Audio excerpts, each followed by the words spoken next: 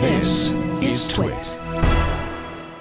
Cheryl had sent me down a response from last week's show where we talked about hum and station grounds. This one comes from Jim, KC9BUL.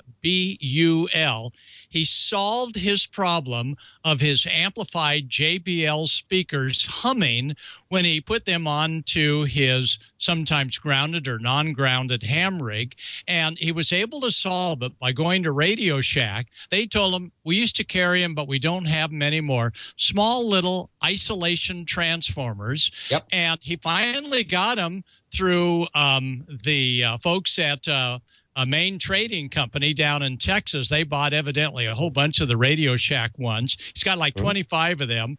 He put them on each of the JBL twin lead speakers, completely solved the problem because as a transformer, it's AC to AC on the primary and secondary with no DC hum getting through. Hey, Bob, is that a pretty good idea, those small little isolation transformers?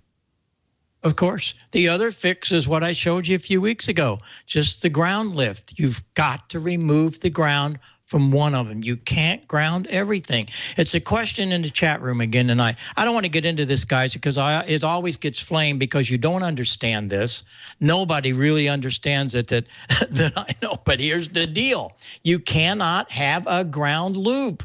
And so, yes, you have to ground it. That's the thing. I get so many flames. Oh, Heil, you're an idiot. You told us to remove the grounds. I did not.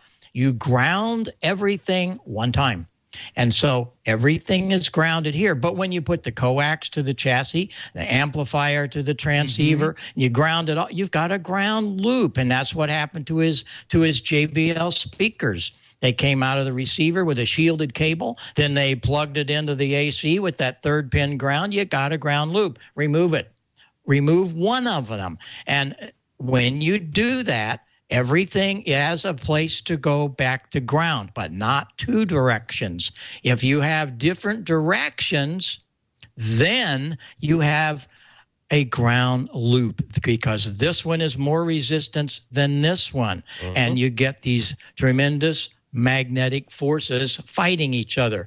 And it's real simple. Like he said, you can use a transformer, AC transformer, or one of the ground lifts, but you don't put it on everything. You just have to think about the coax and the speaker shields, or mic shields, whatever. They're all grounded to one thing only, the fuse box ground. And that's the answer. And it is a piece of science. It's not dangerous. You have to make sure that you get all of the grounds perfectly done through one. And then you got it.